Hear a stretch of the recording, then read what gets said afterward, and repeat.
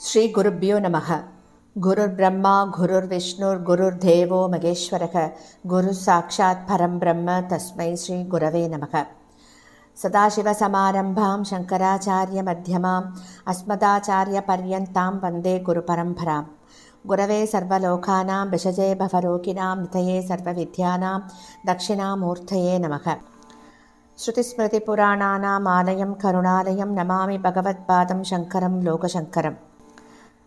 सदात्मध्याननिरतं विषयेभ्यः पराङ्मुखं नौमि शास्त्रेषु निष्णातं चन्द्रशेखरभारतीं. विवेकिनं मगाप्रज्ञं धैर्यौधार्यक्षमानिधिं सदा अभिनवपूर्वं तं विद्यातीर्थगुरुं भजे. भारतीकरुणापात्रं भारतीपदभूषणं भारतीपदमारूढं भारतीतीर्थमाश्रये.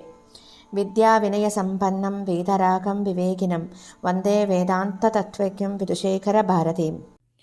அனைத்து பெரியோர்களுக்கும் நீலாயுதாட்சி குமாரின் நமஸ்காரங்கள்.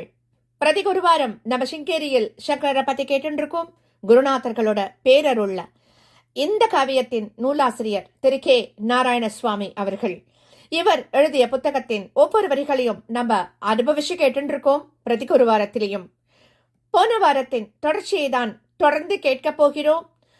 110வது வாரமாக தபசிகளுக்கும் யோகிகளுக்கும் பிரம்ம விசாரம் செய்து கொண்டிருப்பவர்களுக்கும் ஒரு அமைதியான ஆசிரம பூமியாக இருந்து கொண்டிருந்த சிங்ககிரி மடம் ஒரு புதிய சமஸ்தானத்தின் அதிகார மையமாக மாறிய அதிசயம் குருவம்ச காவியத்தோட 8வது சர்க்கத்துல தொடக்கத்திலேயே வர்ணனை பண்ணப்பட்டிருக்கு.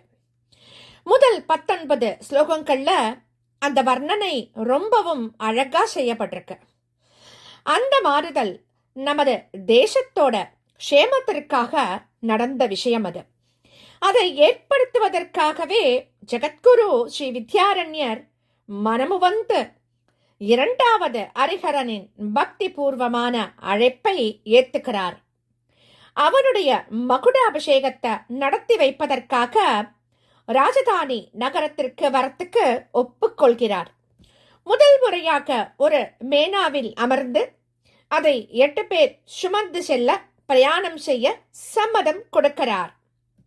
பகவத் சங்கல்பத்தை முன்கூட்டியே தெரிஞ்சுக்க முடியுமா? முடியாது.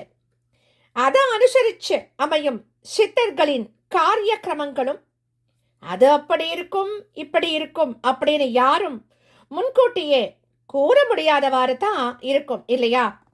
ஸ்ரீ வித்யாரண்யரின் விஜயத்தை பத்தி தெரிந்த உடனேயே விஜயநகரத்துல, அதாவது அது வித்யா நகரம் அப்படின்னு தான் சொல்லணும், அந்த வித்யா நகரம் உற்சாகத்துல கரப்புரண்டு ஓடுறதாம் அந்த விஜயநகர சாம்ராஜ்யம்.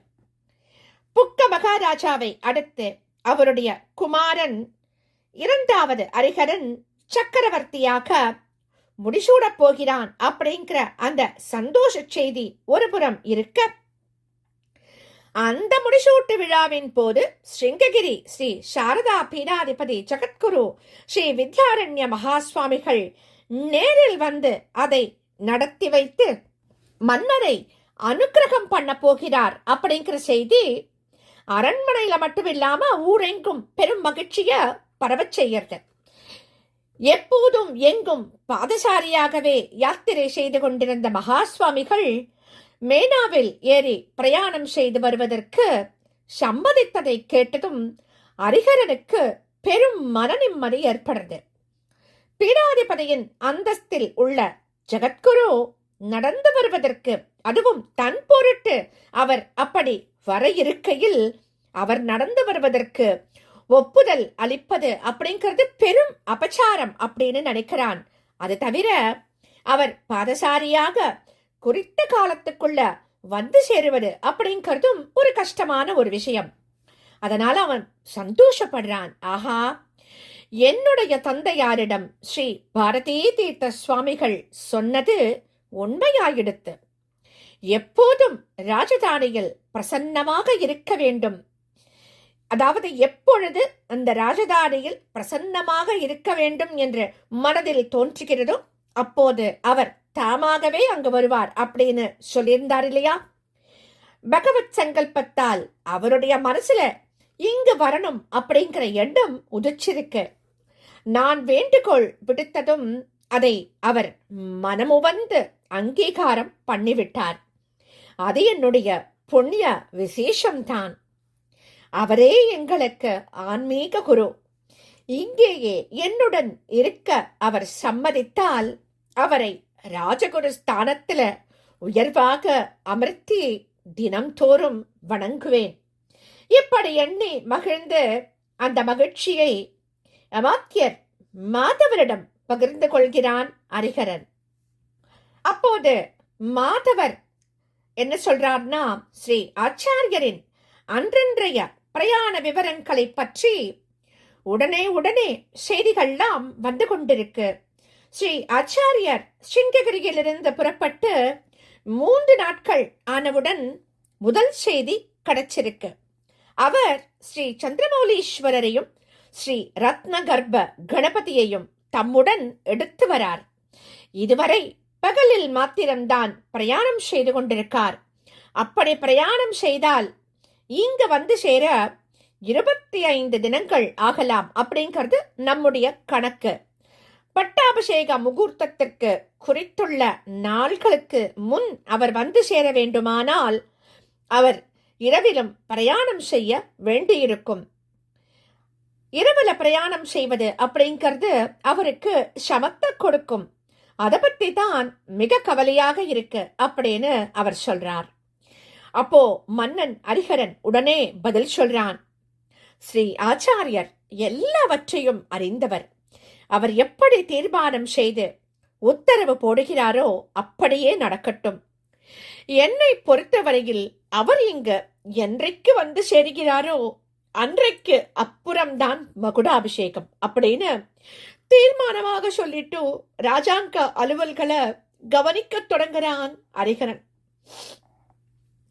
ஸ்ரீ சாரதா பீடாதிபதி ஜகத்குரு ஸ்ரீ வித்யாரண்ய சுவாமிகள் சிங்ககிரியை விட்டு புறப்பட்ட 4வது நாள் அது. அன்றைய பகல் பிரயாணம் முடிந்தவுடன் வழியில் யாத்ரீகர்களுக்காக கட்டப்பட்டு அன்று காலியாக இருந்த ஒரு சத்திரத்தின் தோட்டத்துல முகாம் பண்ணிக்கிறார். ஸ்ரீ ஆச்சாரியர் அன்று இரவு பூஜையை முடித்தவுடன் ஸ்வல்ப ஆகாரம்தான் எடுத்துக்கிறார். எடுத்துட்டு உடனே மேனாவிற்குள் நுழைந்து அமர்ந்துட்டார்.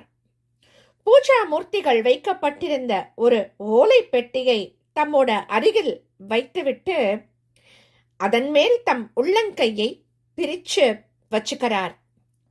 பிறகு வெளியில் பவ்யமாக நின்று கொண்டிருந்தவர்களை நோக்கி, நீங்க எல்லாரும் ஓய்வாக படுத்து நித்திரை செய்யுங்கோ. காலையில் எழுந்தவுடன் இந்த மேனா இங்கே காணப்படவில்லையானால் நாம் முன்னால் புறப்பட்டு பிரயாணம் செய்வதாக அறிந்து கொண்டு உங்களால் முடிந்த வேகத்தில் நடந்து வந்து தலைநகர்ல சேர்ந்து கொள்ளுங்கோ அப்படின்னு சொல்லிட்டு மேனாவின் கதவுகளை மூடிண்டுட்டார். வெளியில் நின்று கொண்டிருந்த பரிசாரகர்களுக்கும் மற்ற சிப்பந்திகளுக்கும் பாராக்காரர்களுக்கும் பல்லக்கு தூக்கும் போயிகளுக்கும் அவருடைய வார்த்தைகளின் யதார்த்தம்தான் புரிந்ததே தவிர உள்ளர்த்தம் புரியல. மறுநாளைக்கு விடியற்காலையில அவெல்லாம் எழுந்து பார்த்த போது மேனா அந்த இடத்துல இல்ல. ஸ்ரீ ஆச்சாரியாலின் உத்தரவின் பிரகாரம் அவெல்லாம் நடந்து செல்ல தொடங்கறா. ஆனா வழியில் எங்கும் ஸ்ரீ ஆச்சாரியர் அந்த வழியாக சென்றதாக யாருமே சொல்லல. அவர் ஏறிச் சென்ற மேனாவையோ அதை தூக்கிச் சென்றவர்களையோ தாங்கள் காணவே இல்லையே அப்படின்னு ஒருமுகமா அவளுக்குள்ள அவளே சொல்லிக்கிறார். அங்க வித்யாநகரத்துல மாதவ மந்திரி ஹரிஹரனிடம் பரபரப்போட தனக்கு கிடைச்ச செய்திய சொல்லிட்டு இருக்கார். யுவராஜரே, ஆச்சரியகரமான செய்திகள் நாம் வந்துருக்கு. ஸ்ரீ ஆச்சாரியரின் பிரயாணம் வெகு வேகமா நடந்துருக்கு. நாம் அனுப்பியிருந்த போயிகள் இப்போது பின்தங்கி நடந்து வந்துருக்கா. ஸ்ரீ ஆச்சாரியாரின் மேனாவை வேறு யாரோ தூக்கி வெகு விரைவாக வந்து கொண்டிருக்கா. பகல்ல அவர் எங்கு தங்குறார், எங்கு ஸ்நானம் செய்து பூஜை பண்ணுகிறார், எங்கு பிக்ஷை தயாராக்கி அவர் எடுத்துக்கொள்ளுகிறார் அப்படிங்கறதெல்லாம் யாருக்குமே தெரியல. ராஜபாட்டையை விட்டு வேற ஏதோ வழியில அவர் பிரயாணம் செஞ்சு வந்து கொண்டிருக்கார் அப்படின்னு சொல்லப்படுறது. இரவு நேரங்கள்ல அந்த மேனா வெக வேகமாக காத்துல பறந்து செல்வது போல தூரத்திலிருந்து சிலர் பார்த்ததாக தெரிகிறது. அதில் பிரயாணம் செய்பவர் யார் என்றும் அவள்லாம் அவளுக்கு தெரிஞ்சிருக்கல. அது இதையெல்லாம் கேட்கிறான் மன்னன். மாதவரே, நம்முடைய குரு அசாதாரணமான தபோ பலமும் ஈஸ்வரானுக்கிரகமும் பெற்றவர் அப்படிங்கறத என்னுடைய தந்தையார் சொல்லியிருக்கார். இங்க குறித்த தினத்துல இருக்க வேண்டும் அப்படின்னு அவர் சங்கல்பம்லாம் பண்ணிண்டு தம் சித்திகளை உபயோகிக்கிறார் போல இருக்கு. அல்லது அந்த ஷிருங்கி என்கின்ற பிரம்ம ராட்சசின் கைங்கரியமாக கூட இருக்கலாம். அவர் நம் குருநாதரின் முதல் கைங்கரியபரர். குருநாதரின் மனமறிந்து சேவை செய்யும் திறன் கொண்டவர். எப்படி இருந்தாலும் இது நம்மை மீறிய விஷயம். ஸ்ரீ ஆச்சாரியரை நம்மிடம் பத்திரமாக கொண்டு சேர்த்தவுடன் சிருங்கிப்பட்டர் விலகிச் சென்று விடுவார். நம் ஆச்சாரியரிடமிருந்து ஏதாவது செய்தி வரும் வரை பொறுமையாக காத்திருப்போம். தாங்களும் விசாரணை அப்படிங்கிறத செய்வதை நிறுத்திடுங்கோ அப்படின்னு சொல்றான் ராஜன். அது மட்டும் இல்லாம அவன் சொல்றான், நாம் ஆச்சாரியருடைய அதீனத்துல இருக்கோம். நம்முடைய செயல்களுக்கும் அவர்தான் சூத்திரதாரி அப்படின்னு நாம் தழுத்தழுக்க சொல்றான். குரு பக்தி அப்படிங்கிறது அந்த குடும்பத்தோட மூலதனம் இல்லையா? மறுநாளைக்கு பகல்ல ஹரிஹர யுவராஜன் தன் அரண்மனையின் உட்புறத்தில் இருந்த தன்னுடைய பிரத்யேக பூஜா கிரகத்துல அமர்ந்து பக்தி சத்தையோட பஞ்சாயத்தன பூஜைய பண்ணிட்டு இருக்கான். அவனுடைய மனம் உலக நடவடிக்கைகளிலிருந்து திரும்பி பூஜையில் லயிச்சிருக்கு. ஆனாலும் நடுநடுவே குரு ஸ்ரீ வித்யாரண்யரின் ஞாபகமும் வந்துட்டே இருக்கு.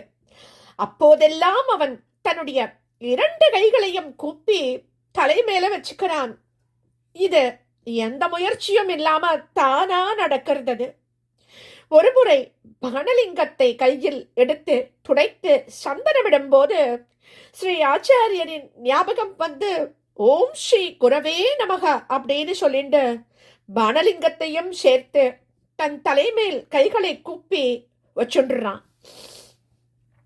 அவன் தந்தையும் பெரிய தந்தையும் ஸ்ரீ ஆச்சாரியரின் பரமகருணையை அனுபவிச்சவா.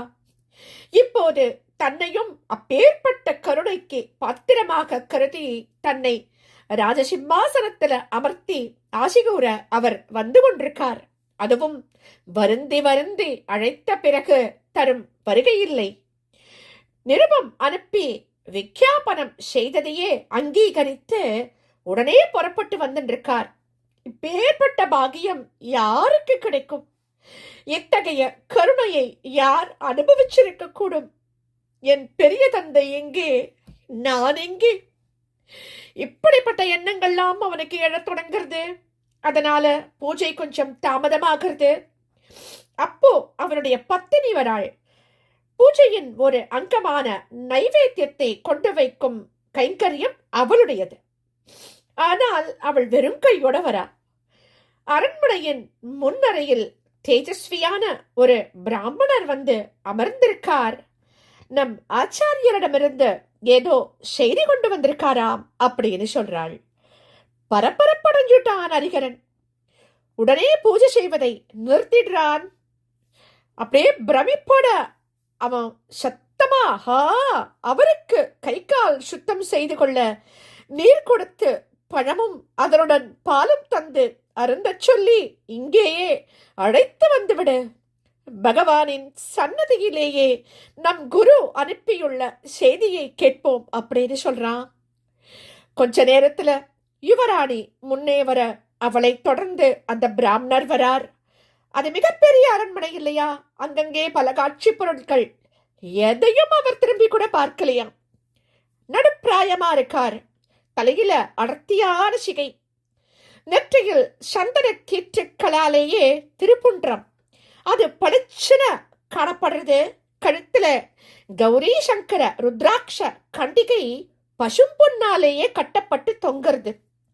இடுப்புல பளீரென்ற வெண்மையோட கச்சவாக அணியப்பட்ட வஸ்திரம்.